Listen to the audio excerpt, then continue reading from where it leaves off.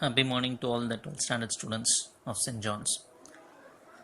In chapter 7, we are almost at the conclusion part of chapter 7. One more exercise remaining, and I hope you are all preparing whatever the chapters that we have completed and you are revising it, I believe. And also, I'm going to give you revision problems hereafter. Just listen carefully. Revision problems will be given to you hereafter. So whenever it is given to you, you should put a separate notebook for that. What you have to do is revise all those problems which is given under revision problems. You write and practice it in your rough notebook, and then after learning it, after fully knowing the answer, you write those problems in your revision notebook. So this is nothing but just a practice for your examination. We will give some important questions in each chapter as a revision problems. What you have to do is, you should not simply copy in by seeing. You should learn the problem and then write in the notebook, separate notebook. Okay, in today's class, last theoretical part of 7th chapter is symmetry and asymptotes. Symmetry and asymptotes. So far we have discussed about monotonicity, concavity, and then application problems based on that. Monotonicity means talking about increasing and decreasing functions. Concavity means telling at which interval the function is concave upward, and what are all the intervals in which the function or the curve is concave downward. So talking about that is called concavity, and we did few application problems based on these things. Now we will see what is symmetry and asymptotes. Symmetry for our topic, that is for our subject in this particular class, 12th standard, we are going to study about three things. One is symmetric with respect to y-axis, second one symmetric with respect to x-axis, and third one is symmetric with respect to the origin. So with respect to y-axis, symmetric with respect to x-axis, symmetric with respect to origin. These are the three headings that we have. So first we will see what are the conditions to say a curve is symmetric with respect to y-axis. And the condition is, if in the given equation, observe carefully, if in the given equation, if x is replaced by minus x, if x is replaced by minus x, and if the equation is unaltered means unchanged, then the curve is said to be symmetric with respect to y-axis. So simple thing, we should replace x by minus x in the given equation. If the equation is unchanged, we will say the curve is symmetric with respect to y-axis. Again I repeat, if x is replaced by minus x in the given equation, and if the equation did not change, then we will say the curve is symmetric with respect to y-axis. Similarly, symmetric with respect to x-axis, what we have to do is replace y by minus y in the given equation. Replace y by minus y in the given equation, and if the equation is unchanged, then we say the curve is symmetric with respect to x-axis. Hope you will understand. If you want an example, even we can give an example and explain this. Suppose if a function is y is equal to x square as a function, definitely if I replace x by minus x, then also this equation will not change, because y is equal to minus x, the whole square will come, minus square will become plus, so once again I'll be getting the same equation. So what I did, in the given equation I have replaced x by minus x, but still the equation is unchanged, then I will say this curve is symmetric with respect to y-axis. In the same way, if y is replaced by minus y is replaced by minus y in the given equation, and if the equation is unchanged, we will say the curve is symmetric with respect to x-axis. And the third one, symmetric with respect to origin. Here what we have to do is replace x by minus x and y by minus y simultaneously at the same time. At the same time, you change x by minus x, y by minus y in the given equation. If the equation is unchanged, we will say the curve is symmetric with respect to origin. So these are the three concepts that we should know. First one, x replaced by minus x, equation unchanged means with respect to y-axis, symmetric with respect to y-axis. Y replaced by minus y, equation does not change, means the curve is symmetric with respect to x-axis. If x is replaced by minus x and y is replaced by minus y at the same time, if the equation is unaltered, then we say the curve is symmetric with respect to origin. What is the meaning of symmetry? If I say symmetric with respect to y-axis, what is the meaning? Y-axis will act as a mirror. Y-axis, how the curve looks like in the right hand side, in the same way it looks in the left hand side. That is what called symmetry. So symmetry with respect to y-axis meaning is y-axis looks like a mirror. The reflection will be in the either side. That is the meaning. Next we will pass on to the next heading called asymptote. What is meant by a asymptote? Asymptote is nothing but a straight line which touches the curve at infinity. So a straight line, but we don't know where it touches the curve. It touches the curve only at infinity. Such type of line is called asymptote. So asymptote is nothing but a straight line which meets the curve at infinity, or which touches the curve at infinity. What is the meaning? We don't know where it meets the curve. Somewhere it will meet, we don't know where it meets. Such kind of line is called asymptote to the curve. Next definition, horizontal asymptote. Horizontal asymptote. Here we will say, we should know that any horizontal line, definitely the equation is of the form y is equal to something. Yes or no? This we studied in 10th standard itself. Horizontal lines equation will be of the form y is equal to some number. Similarly, vertical line means x is equal to some number, means it will be a vertical line. So y is equal to some number means it is a horizontal line which may be parallel to x-axis. So horizontal asymptote, what we are going to read in this heading is, the line y is equal to L is said to be horizontal asymptote because definitely y is equal to some constant, meaning definitely this line will be horizontal. So this is called horizontal asymptote for the curve, the given curve, if this condition is satisfied. What is this condition?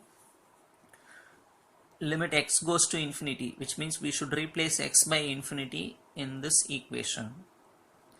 And if a finite value we get, if any particular value we get, then we will say the curve will have horizontal asymptote. Don't get confused. Just think this is a curve y equal to f of x. F of x may be any equation, x square plus 2x plus 3, like that. So this curve is said to have horizontal asymptote if limit x goes to infinity. If I take limit for this function by allowing x to infinity, if a finite value comes, that finite value is called L, then we will say y is equal to L is the horizontal asymptote for this curve. So this is nothing but the condition. What the condition says, we should put x to x as infinity in this equation. But what the answer should come? The answer should come for y is a finite number should come. That number is taken as L. Suppose 3 comes, then I will say y equal to 3 is the horizontal asymptote. Suppose 2 by 3 comes, y equal to 2 by 3 is the horizontal asymptote, like that. Try to understand what I am telling. So when the curve will have a horizontal asymptote, when we put x as infinity, y should go for some finite number. What is that finite number? L. Then we will say y is equal to L is the horizontal asymptote. And then vertical asymptote. Vertical line, always the equation will start like x is equal to something. So the line x is equal to a is said to be vertical asymptote for the curve y is equal to f of x. Same way, if limit x goes to a, now keep a watch here, x goes to infinity, limit x goes to a, what we are going to do here, I should use some number in place of x in this equation. Maybe a can be, for example, 5.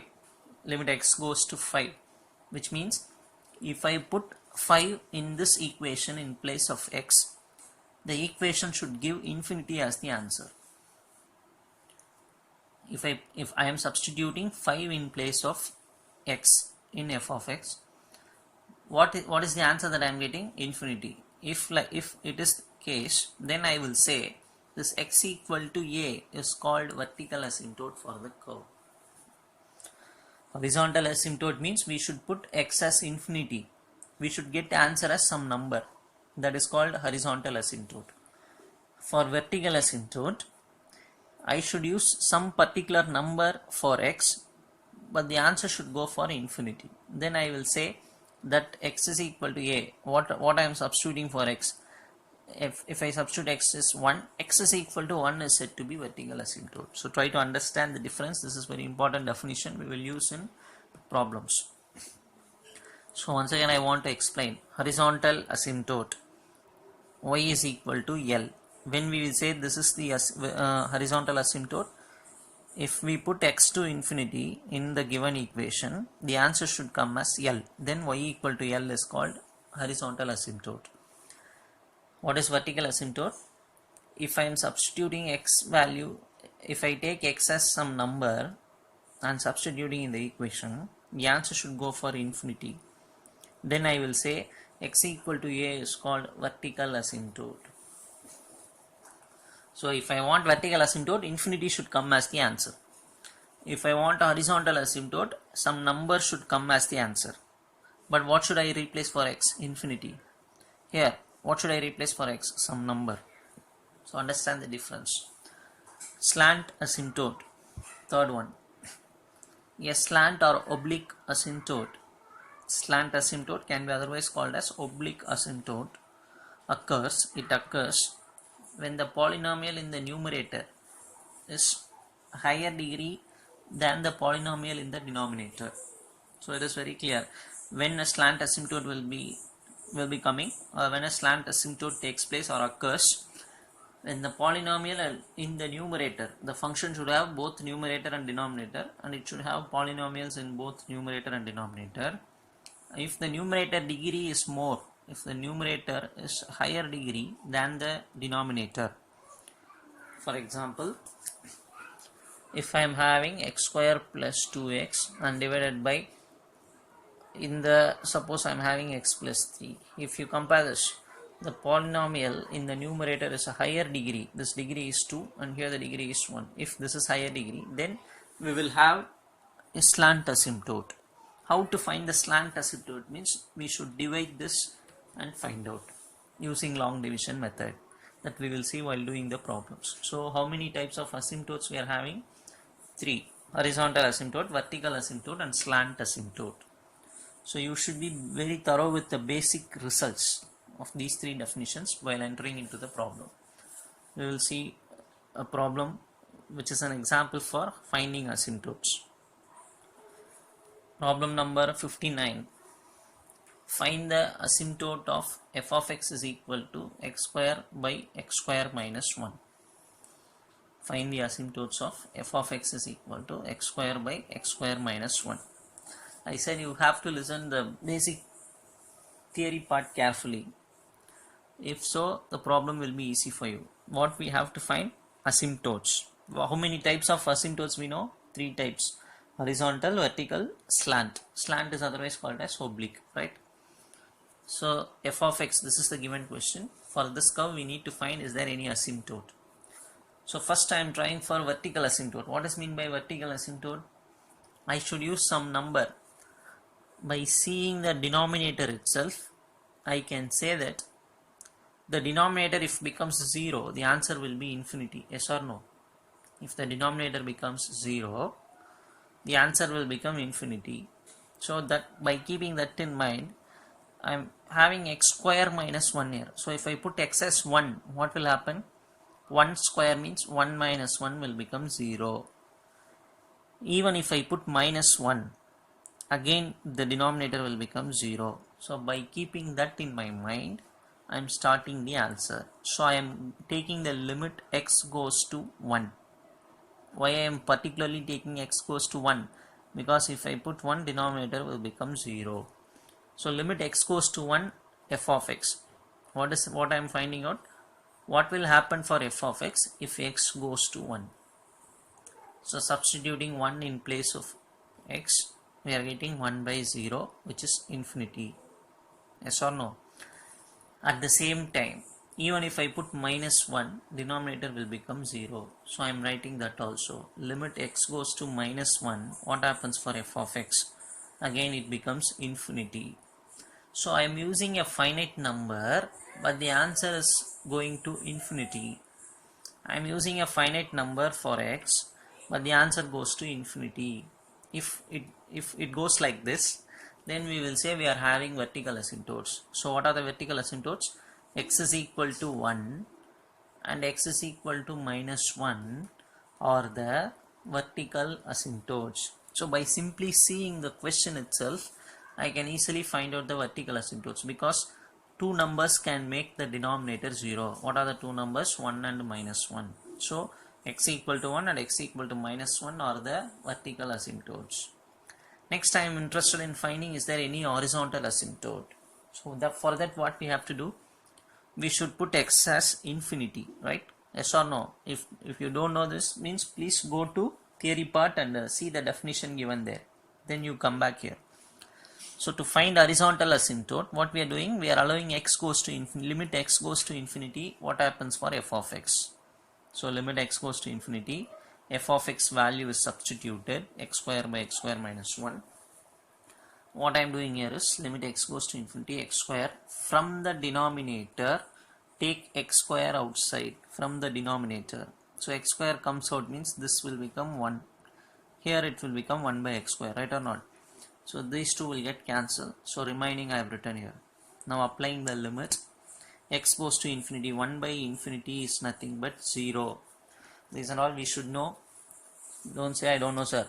So 1 by infinity, what is the answer? 0. 1 by 0, what is the answer? Infinity. These are all the things we should know.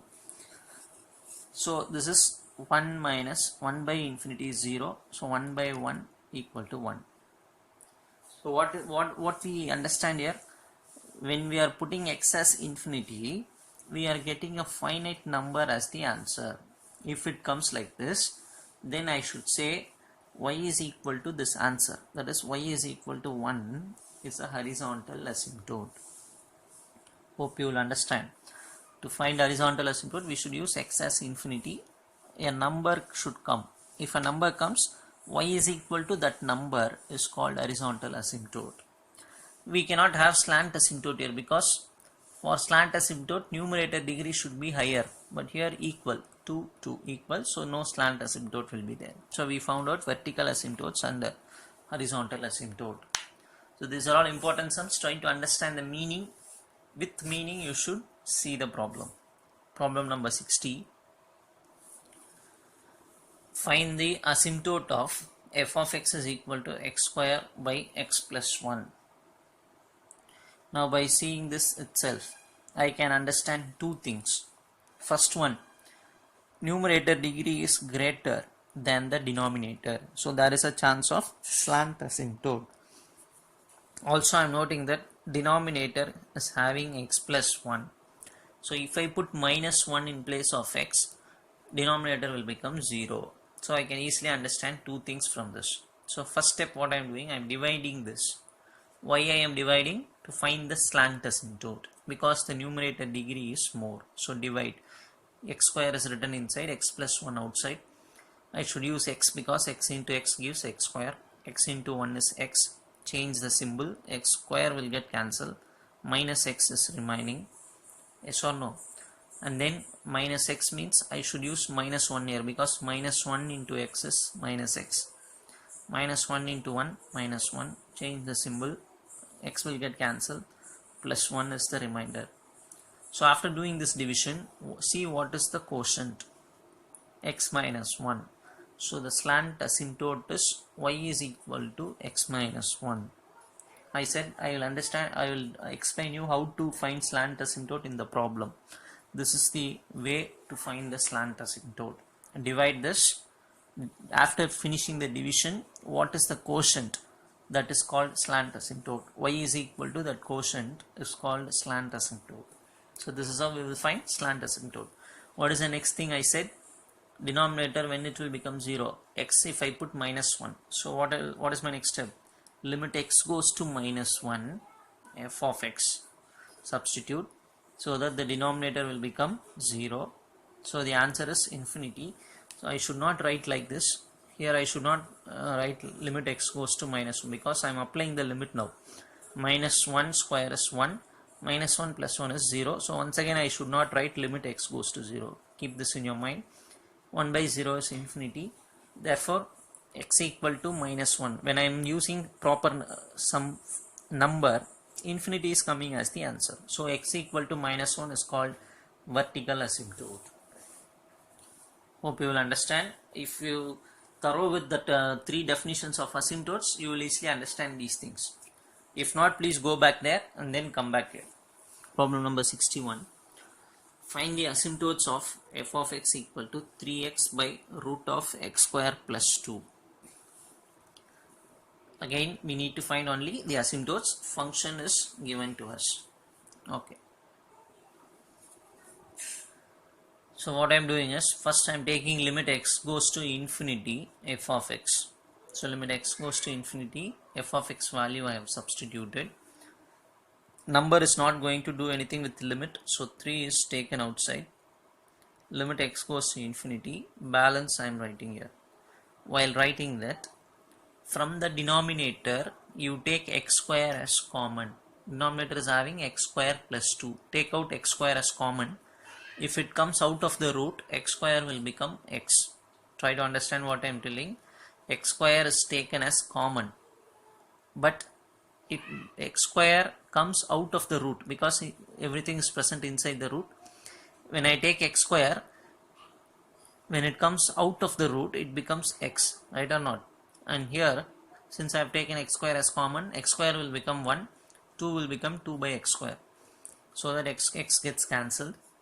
3 into numerator is only having 1, so we cannot apply limit there. So I can even write the limit in the denominator alone. Limit x goes to infinity, this one.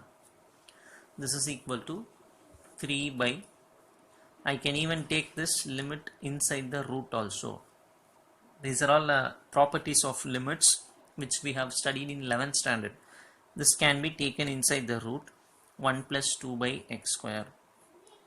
And again, this is the result, standard result. Limit x goes to infinity, 1 plus 2 by x square whole power 1.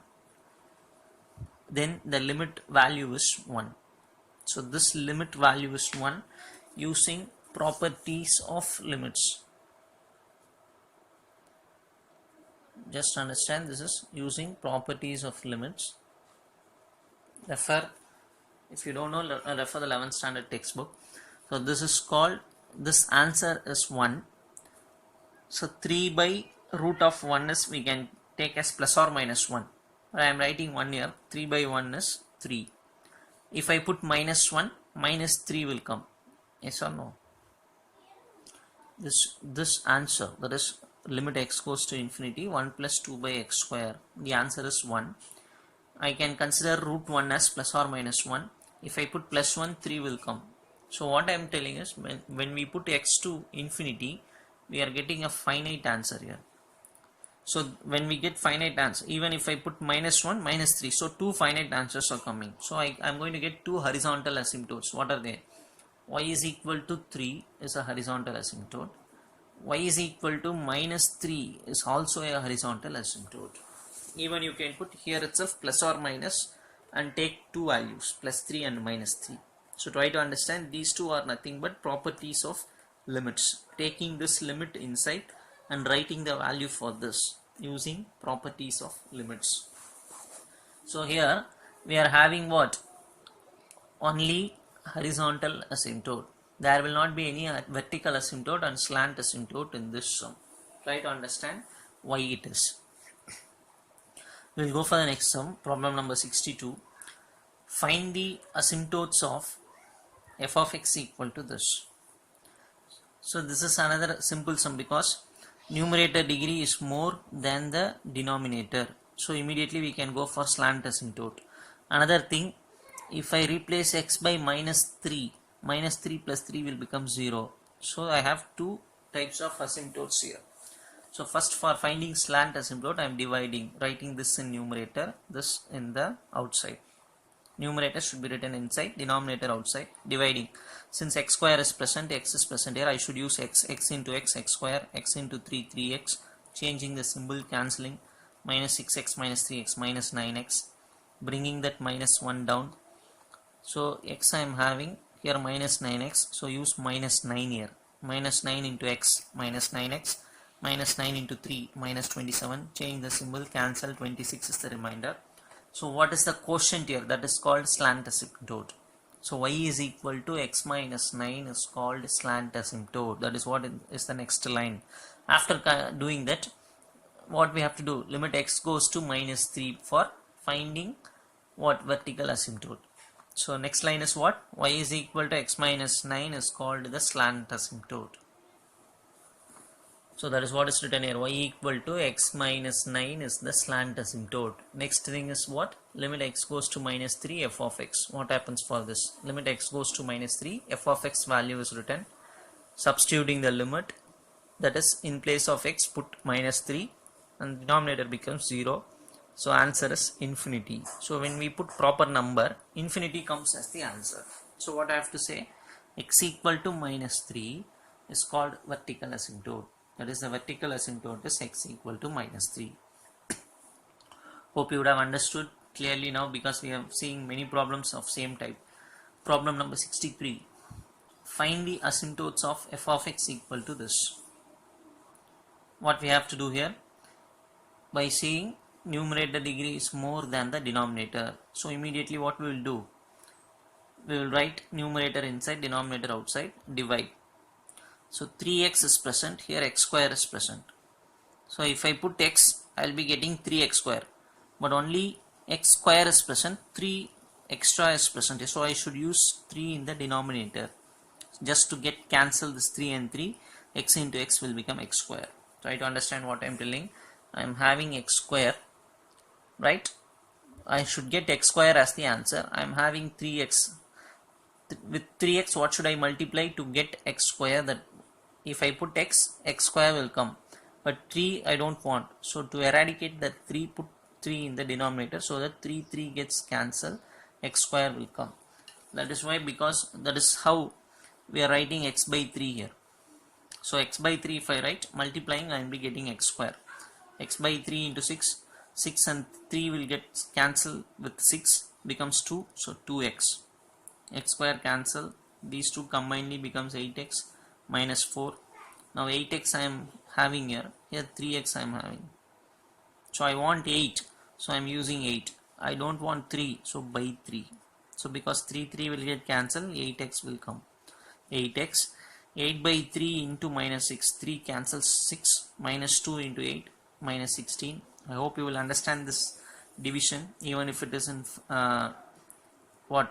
fraction, you should able to understand. So 16 minus 4, 12. So this is the remainder. So what is the answer now? Y is equal to x by 3 plus 8 by 3 is called what? Slant asymptote. The slant asymptote is y is equal to x by 3 plus 8 by 3. Is there any other asymptote? If I put x equal to 2, what happens? 6 minus 6 will become 0. If I put x equal to 2, denominator will become 0. So that is our next step. Limit x goes to 2. So see, limit x goes to 2, f of x equal to, limit x goes to 2, in place of f of x substitute the value. Definitely the denominator will become 0 and the answer goes to infinity. When we use a proper number, proper value, answer goes to infinity. So what is the vertical asymptote? X equal to 2. X equal to 2 is a vertical asymptote. In this sum we don't have any horizontal asymptote. Try to find out the reason why. So here we stop. We will see this next sum in the next video. So don't forget to see the continuation video also.